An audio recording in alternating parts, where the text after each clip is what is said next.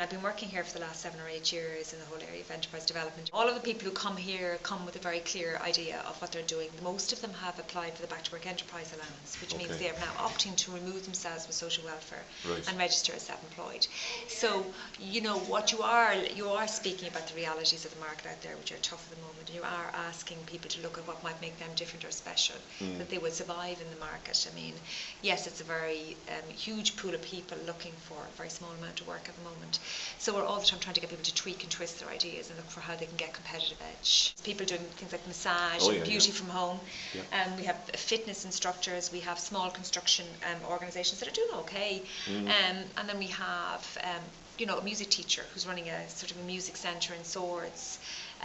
We have a girl who's a craniosacral therapist. So these are all people who, all they're trying to do is replace sacro. It's a type of initiative whereby it's a healing process. And like the thing about it is that all of these individuals, all they're trying to do is replace their incomes. They've lost their jobs and they just want their income. So they're not big businesses, they're tiny little micro businesses where people are hoping to generate their income. That's the outputs here are extremely high. By the time people go on the courses here, they've been identified as people who have high potential. They're people who, you know, they wait to go on the courses because it's a huge waiting list for it. So we do screen carefully. You know, the places are free of charge to the participant, but they're highly valuable and highly valuable. So what we do is we try and, well, they're being funded by agencies, so we reiterate the need for them to be totally committed. So because of the amount of input on the ground by, you know, say in this instance, Septa and Joyce, working with people, we have extremely good candidates coming into the programmes, and therefore we get very good outputs. You know, you know. So it's you're part of a team then, or you come on and build on the work of others. Absolutely. Is this model replicated around the country, or should it be? If it's not.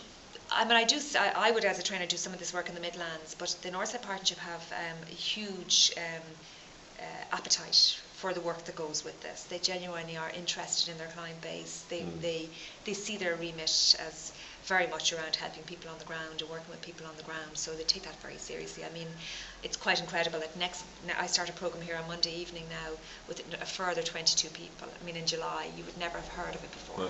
Even coming on programmes, and full attendance. You know, we have, you know, extremely committed people coming on the courses, you know, and tight evaluation here by the team as well. Everything that I do is evaluated and fed back, and they constantly look for feedback.